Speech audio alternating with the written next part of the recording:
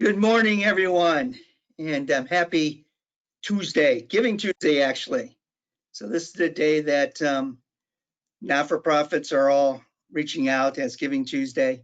And so we thought it appropriate for us to have this short broadcast about the not-for-profit our local chapter has selected to support.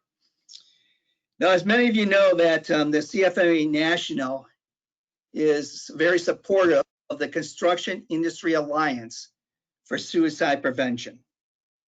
Okay, so each year we select a new not-for-profit, and this year we selected one in this area due to this troubling times that we now have. And so that not-for-profit is Rescue Crisis Mental Health and Addiction Services Center. And the neat thing about this agency is they man a 24-hour suicide prevention hotline and treatment center. So again, they're there to prevent and really provide a solution or therapy for individuals struggling during these troubling times. And so as in the past, our chapter will match each donation dollar for dollar up to a maximum of $2,000. So here to tell you more about the program is Rescue Crisis CEO, John DeBruyne. John? Hello. Thank you, Bob and Kelly, and all of you for inviting me and your support. Let me tell you a little bit about Rescue, if I may. Rescue began March 1st, 1967 by Father Crawford, local area churches, and the Jewish Welfare Federation. The focus was on suicide then. That's 1967. And the focus today is suicide. 5 people in Ohio died by suicide every day. 988 is now a national number, just like 911 is for medical emergencies. 988, and we help work with them. Thanks to Congressman Latta, who helped support us, Chairman Pai, they came to 988 is where you call for suicide help. When you call that number, they will refer to Rescue. What Rescue offers is not only a hotline, but we also have urgent care where you or somebody you love, or somebody you know, you can take them in and be seen immediately by a nurse practitioner. Medications are required, prescribed immediately, medications, and or referred to where you need to go. The key of urgent care is it's urgent. When you break an arm, you don't have time to think about it. You go in and get care. Well, in the past, mental health was very different. People were suffering with mental illness, and they had to wait and wait and wait. Urgent care, it's not like that. All services at Rescue are not like that. We're 24/7, 365. We're always there for you. If you have somebody in your home and you can't get them to us, you call our number, 255-3125, 419-255-3125, and we'll come out and do an assessment. And if they need services, we can take them back with us. We can connect them up, take them to an area hospital, wherever the proper services for the individual are needed. I would also like to, knowing that 1 in 5 Ohioans, and it's hitting younger people more, I would like everybody to recognize, and you're probably hearing it on the news, that the next pandemic is suicide. It's happening now. It's on the increase. And so all of us play an essential role in preventing this. We have what's called QPR. It's like CPR, and it's question, persuade, and refer. You question an individual. You ask them, you want to hurt yourself? Are you thinking about committing suicide? It does not put that in their mind. If they're thinking about it, they're thinking about it. So you question them. Then you persuade them, talk to them, listen to them about what their issues are, and then obviously refer them for help. Please never leave them alone. Please stay with them through the whole process. Question, persuade, refer. That's what we all can do. If you have questions about that, obviously I'm always available to help you. Rescue's available 24/7. 988, remember that hotline. The other services Rescue has is crisis, stabilization beds for people in crisis, adults, we have an adult unit, we have a child and adolescent unit. We also have an emergency services unit where we bring people who are in an emergency, we stabilize them, and then we take them to a local area hospital for further care. Or if they stabilize enough, we'll put them on our crisis residential unit. We also have services that parents direct. It's not physician directed, it's parents. A parent will call and say they have difficulty with their child or adolescent. We go to their home and we will assess what's going on. We will be there hand in hand with the parent and help with the child or adolescent, because the key here is we want to keep that family stable. We want to keep them strong. We want to do everything we can to support the family. So for over 50 years, Rescue has been doing services like this, crisis-related services, suicide prevention and intervention, and we hope to do it for the next 50 years. If anybody has questions, I'm always available to answer them. Bob and Kelly know how to get a hold of me. You can call the number 419-255-3125.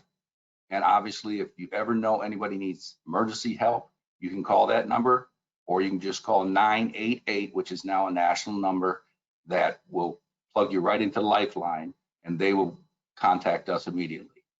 So remember, we have services you can bring people in need to, or we can come out and assess the person in your home or workplace and take it from there. So we're here for you. Please recognize we want to be here for you. Use our services. Let's help save lives. Thank you. John, thank you. I wanted to join in real quick. My name is Susan Ross Wells. Despite what you may be seeing at the bottom of your screen, Kelly Childress is a colleague who helped to set this up. I'm not sure why I'm appearing as Kelly, but anyway, wanted to first of all thank you, John, for sharing some thoughts on suicide. And I actually have a question I wanted to ask, and that is, are you seeing your numbers go up, more calls come in right now? I mean, this is unprecedented what we're going through right now, and certainly over the last several months. What we have noticed, and this is really frightening, is that calls have went up. Urgent care has went up. But people are scared to come to hospitals, because we talked to, as I mentioned earlier, I started Flower Hospital and I ran Flower in Toledo for 10, 12 years, and same thing at the Mercy System before that. And then I started another hospital in Indiana. People are afraid to come to a hospital for anything because of all the COVID. So we're seeing numbers down, but in our case, we're getting very difficult crisis cases where families and people are in such need that they risk the COVID. So and our facility, with the new restrictions, where it used to be semi-private rooms, it's all private. So we have to be careful of our numbers as well. So we work with area hospitals to make sure people always get the care they need. And but we are getting more people calling what to do. We do notice we are going to homes more, but people, this has affected people, not only elective surgeries and things like that, but obviously crisis care as well. So John, real quick, another question. I would imagine the feeling of isolation, I think we're all feeling it to some extent right now, but especially folks who live alone. I just wonder, like, what are the classic, I don't know if they're classic warning signs, but are there things that folks should watch out for in their loved ones or acquaintances or coworkers that just feel like red flags in regard to suicide prevention? Yes, well, I would talk to them about it. I'd say, how are you feeling? You'll notice, you'll feel the changes in the person that you know, and you'll realize that, are they depressed? Depressed means, and it's holding on for a longer period. I know when I watch the news, I have to turn it off. Are their activities normal? Here's a good example. I was just talking to my father about. He has 2 little dogs, and I keep an eye on how these dogs are taken care of, 2 little Pomeranians. He and my mother, my dad, 7. And if the person has an animal and they're keeping that animal on the schedule, letting them out, You know, you look, see the animals in good shape.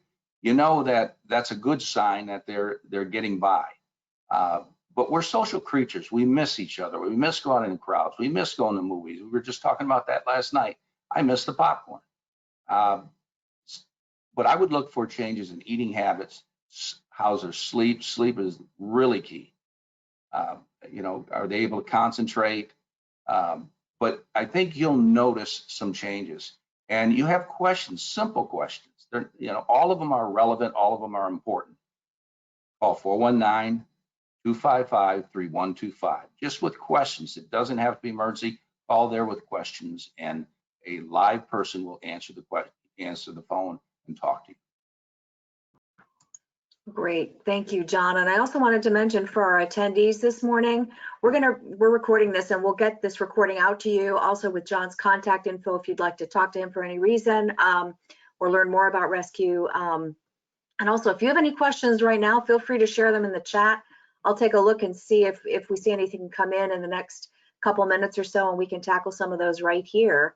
But other than that, I'm sort of stepping in after Bob's welcome this morning just to say, you know, we're glad that you took the time, you know, even 10 or 15 minutes this morning to learn a bit about rescue, get to know John, and, you know, obviously such a critical issue, and certainly in the construction industry, and certainly now more than ever dealing with this pandemic. So we're thrilled that this is the chosen charity and organization that CFMA is supporting this year in this local chapter. So again, John, just wanted to say thanks so much for taking the time, and we like your festive poinsettia in the background.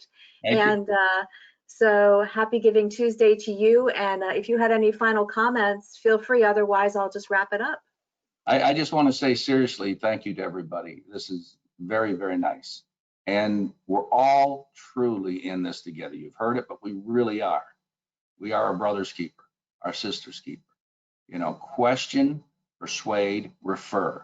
Talk to the person. Don't leave them alone. You are the front line. And we're here 24/7 to help you. So please, please call us. That's what we exist to do. Thank you. And thank you everyone for joining us this morning. And again, I want to encourage everyone to contribute. So it's a wonderful organization. Thank you, everyone. Take care. Bye-bye.